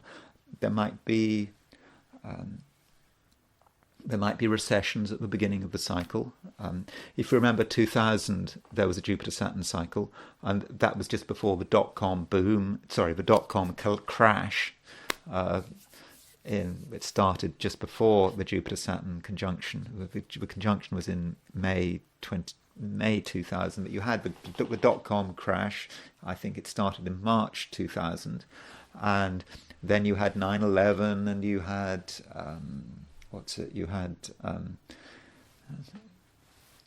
the invasions of Iraq and whatever. But you had this turmoil for the first few years, and then it got itself together, and Jupiter moved to Jupiter. By the time Jupiter was sextile Saturn, things were getting better. Then Jupiter square Saturn, things are improving even more, and you're clear right through until you start moving towards a Jupiter-Saturn opposition. So around sort of 8 years later, 9, 10 years later, then things start to fall apart. But that beginning, just after the Jupiter-Saturn conjunction, can be, economically, can actually be quite a good time, quite a favourable time. And so you might argue that with the current Jupiter-Saturn cycle, we've had all sorts of economic turmoil at the beginning of the cycle. We had COVID, and then we had Russia's invasion of Ukraine, and we had inflation. And if you want to be optimistic, you would say, well, maybe we're over the worst now. I know things still look pretty bleak, but I'm not saying this is the case. I'm just speculating here. So, but we're over the worst now. Jupiter and Saturn are about to move to the square right now. So this may be the final crisis. We're over COVID. Maybe things will resolve themselves in Ukraine, even if they don't. Maybe the economy is going to be okay. I mean, certainly that's what Biden is saying. And apologists of Biden are saying that the economy is fine. But the general principle is what starts on Jupiter-Saturn conjunction tends to continue. And so this means that if someone is elected on the Jupiter-Saturn conjunction, then a good chance that they are going to be able to go all the way through, that they're going to be re-elected. If they are, of course, the incumbent, and remember, this is, Alan Lichtman's theory. The incumbent theory is that incumbency gives a huge advantage, and it's one of the 13 keys. So, setting aside the 2000 election, we'll come back to the 2000 election. If we go back to the previous cycle, and I'm not interested in all elections. I'm interested in elections which are on the Jupiter-Saturn conjunction, in elections ending in the year 0. Those are the elections that matter. And the question is, if you've got an election ending in the year 0, you've also got an election in a year ending in 4.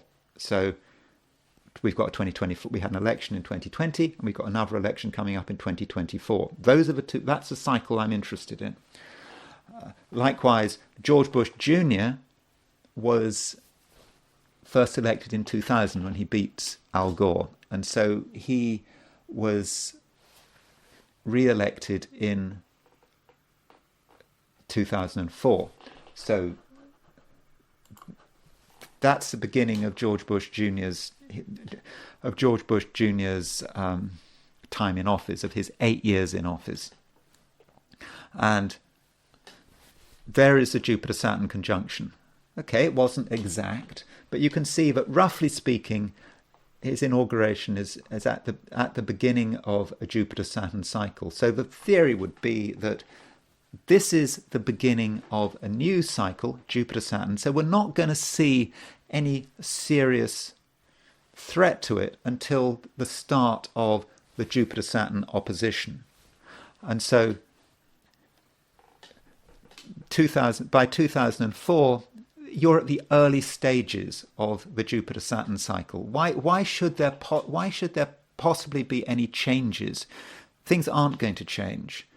The incumbent stands for office. You know, he stands for re-election in 2004. The cycle is in place, so it just continues.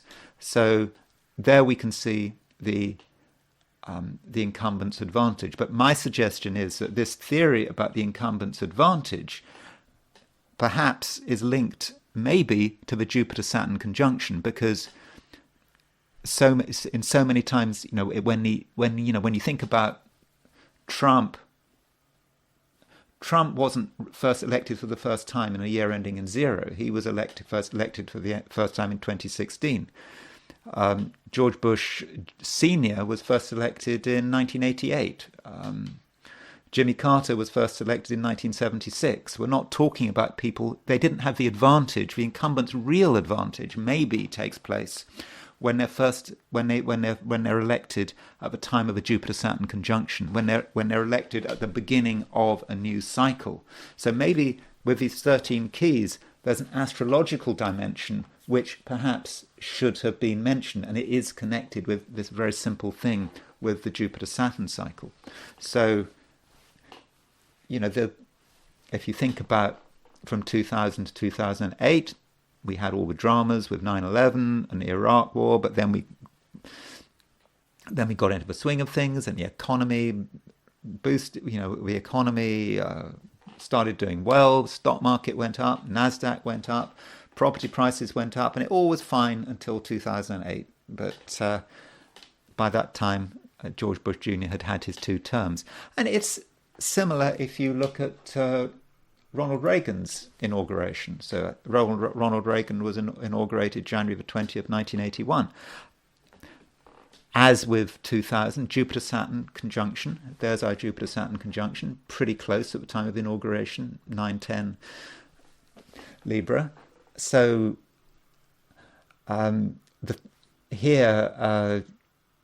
things were difficult. The economy was globally was up the creek. There was high unemployment. There was still high inflation, although inflation was improving because Paul Volcker had just put up interest rates to 18%. Was that in 1980? I don't know. But Ronald Reagan was, you know, that 8 years of Reagan, he got elected at the beginning of a new cycle, and it was all of that. I don't know.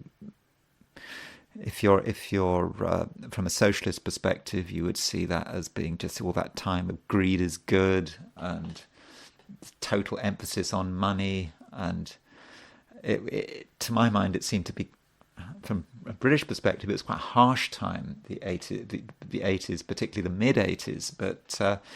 But still, there was a lot of, you know, there was high unemployment, but it was a new beginning. And you had deregulation in the stock market. Certainly in the UK, you had this thing called the Big Bang, and suddenly the stock market was free, and that was the Reagan years, and it was fine. And he got re-elected in 1984 with a landslide, and things only started to go wrong in 1988. But whether or not George Bush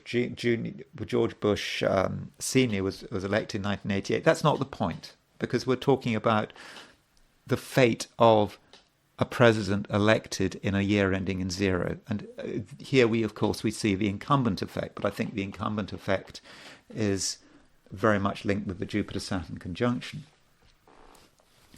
And the election before that was Kennedy.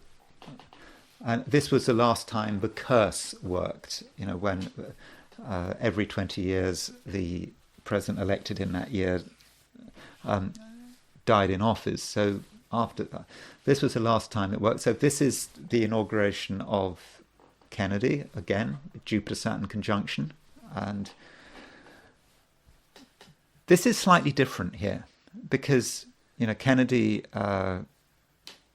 was obviously assassinated. I suppose maybe you can see the Saturn on the midheaven, perhaps indicating it. I mean, Neptune on the IC. But also this was the beginning of the 60s. And from a Western perspective, the 60s, everything was fine in the 60s. Everything was wonderful. Philip Larkin wrote that poem, Annus Mirabilis. So Philip Larkin wrote that poem, and I think the line, and he said he was talking about 1963. So life was never better than in 1963, though just too late for me. Between the end of the Chatterley ban and the Beatles' first LP. Of course, Philip Larkin was talking about from a UK perspective. The Chatterley ban was, of course, Lady Chatterley's lover was banned for a long time, but D.H. Lawrence's book, and I think in 1963 the courts in Britain finally unbanned it. So that was the 1960s. So the Jupiter-Saturn conjunction was the start of the 1960s. So if you're elected in the 1960s, you're going to be fine to the next election, 1964. Of course, in Kennedy's case, he was assassinated in 1963. And so LBJ, Lyndon B. Johnson, took over from him. So the incumbent, Lyndon B. Johnson was the incumbent in 1964, and of course he got re-elected. So the incumbency rule continues. It works there, and so it's all to do with the Jupiter-Saturn conjunction. Lyndon B. Johnson was just more of the same, the progressiveness of the 1960s. Lyndon B. Johnson, it's not just about, forget about Vietnam, it's about civil rights, it's about social programs, and that's what Lyndon B. Johnson did, and it was all part of what was starting in the Jupiter-Saturn conjunction. You could say, in terms of the Democrat 8 years, if you take the view that the Democrats are ruled by Saturn, Saturn is very strong in that chart because Saturn is in Capricorn, it's angular, and it's conjunct Jupiter. So you've got a strong Saturn, and so that really helps. And you've got the moon is sextile Saturn at the beginning of Kennedy's inauguration. So it's not just about Kennedy, it's about just the new regime and how it works. Go back 20 years, you've got the inauguration of FDR. Now, of course, FDR was elected in 1932, and he became president in 1933. So this was a kind of a re-inauguration. The 1940s, of course, the pattern of the 1940s was the Second World War and the recovery from it.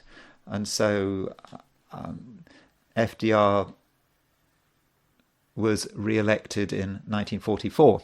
So that fits the pattern with the incumbent. And there's the Jupiter-Saturn conjunction. There you are. Very close Jupiter-Saturn conjunction at the time of FDR's inauguration. You go 20 years before that, and you get the inauguration of Warren Harding.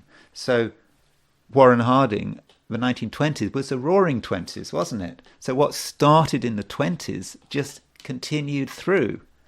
And so if you're elected, like with Kennedy at the beginning of the 60s, okay, Kennedy was murdered, or was assassinated, but still his vice president took over, and he became the incumbent in the 1964 election. And so this is the beginning of the roaring 20s. That kind of defines what that decade was all about. And there is the Jupiter-Saturn conjunction in in Virgo, 14 in Virgo, relatively close. Now, Warren Harding did die in office, but Calvin Coolidge took over from him, and Calvin Coolidge fought the 1924 election, and Calvin Coolidge won the 1924 election. So that kind of works. Now, I don't really know much about the economics of the very early 19th century, but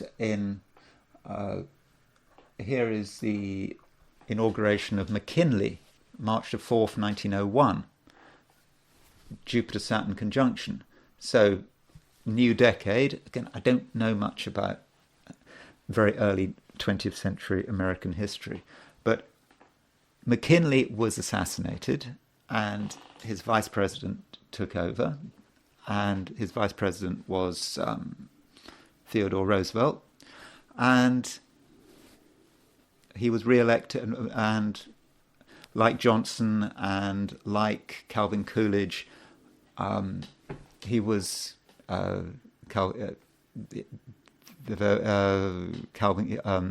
Theodore Roosevelt was re-elected as the incumbent in 1904.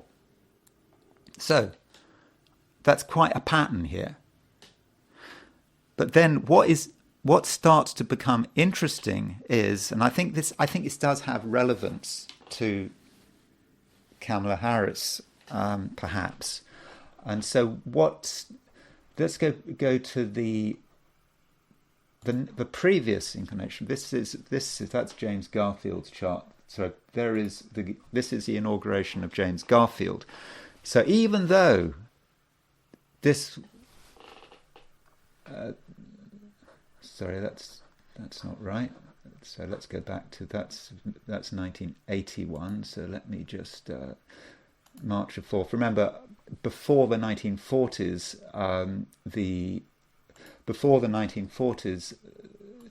I think maybe 1930s or before the 1930s or 1940s, presidents got inaugurated on March the 4th.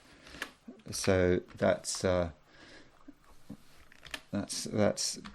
something to remember. This is why we've got a lot of March the 4th charts here now. Okay, so there is the inauguration of James Garfield, and still Jupiter-Saturn conjunction is still very much in place. So you would have thought that things would be looking good for James Garfield. Born on a new cycle, and so high hopes of him getting re-elected. He was a Republican, by the way. But James Garfield got assassinated, so his vice president took over. I think his vice president was Chester Arthur. So it should be logical, isn't it? Chester Arthur stands for re-election as the incumbent in 1884. But he's not in good health, and he doesn't really push it. He doesn't stand for re-election. And I suppose this sort of links with Alan Lichtman's incumbent theory. Neither of them, he doesn't stand. And so the incumbent is not standing in the 1884 election. And because of that, the Democrats win. It was a very close election, the 1884 election. But the incumbent this party elected in 1881, which could have been elected, I think, if they had chosen, if James Garfield hadn't been assassinated, if Arthur had been the Democrat, had been the Republican nominee, probably would have won. But no, because they went for someone different, because the Republican Party went for something different. That's why he didn't get in. So that's. Again, it does link to the special nature of his Jupiter-Saturn conjunctions and how incumbency is so important to take advantage of the Jupiter-Saturn conjunction. And of course, the previous inauguration, which would be the Lincoln inauguration, March the 4th, 1861. Lincoln was inaugurated. The 1860s, like the 1940s, were all about war, and Lincoln was re-elected 4 years later in the 1864 election. That does show the sort of the strength of America, that they keep having their elections. It doesn't matter if you've got a Second World War or a Civil War, you do keep having the elections. So how does this relate astrologically to Joe Biden and Kamala Harris? So I want to make a trivial observation to start with. And I think as you've got the picture, this video is not really entirely about astrology. I'm just trying to look at a pattern. I'm just playing here, but there is an interesting coincidence that this break. We have this great pattern of the incumbent. The incumbent. Basically, if you're elected, the regime that comes in on the Jupiter-Saturn cycle, on the Jupiter-Saturn conjunction, generally persists for 8 years. That always worked,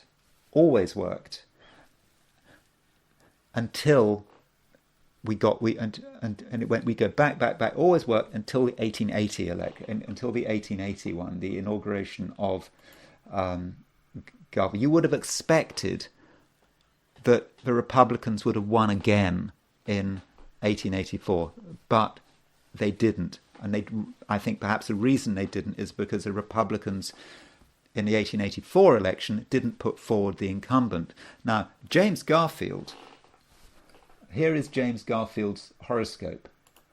James Garfield was born on November the 19th, 1831. And that means that Joe Biden was born on November the 20th, 1942. So James Garfield was a Scorpio, like Joe Biden. And his vice president, Chester Arthur, was born on October the 5th, 1829. So he was a Libra. So you had a Scorpio president and a Libra vice president, like you've got now. So the question is, in terms of a Jupiter-Saturn cycle, thinking about Biden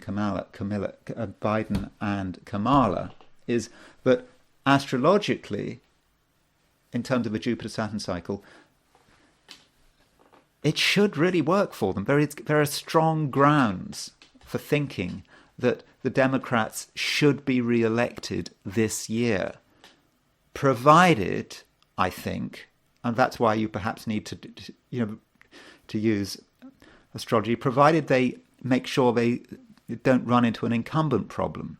Now, so the reason that Kamala is not the same as Camilla, the reason that Kamala and Joe Biden, it looks so good for them in this election is because with the Jupiter-Saturn cycle in Jupiter-Saturn conjunction 2000, it's a new stage of the cycle. It continues. It doesn't actually go into crisis until the beginning of the Jupiter-Saturn opposition, which is going to be, in, I don't know, what is it, 2029, 2030, whenever. So they should be okay. But they have to play the incumbent thing absolutely right. And it looks as if they're playing it wrong. And so what they're doing wrong, obviously, this time round, is they are taking the best of the worst of both, worst of all worlds. It's like the intermediate choice is always, or very often, the worst choice. And so you've got this kind of intermediate solution. So there's a choice for, if you take the Jupiter-Saturn incumbency line, the Democrats have a choice. Either they stick with Biden, the incumbent stands again, doesn't matter all his problems, the incumbent has a lot of advantages, the incumbent Biden stands again and he wins. So that's great, and he wins in 2024. Or Biden stands down, Kamala Harris becomes president for 6 months, she stands for the election as the incumbent, and she wins.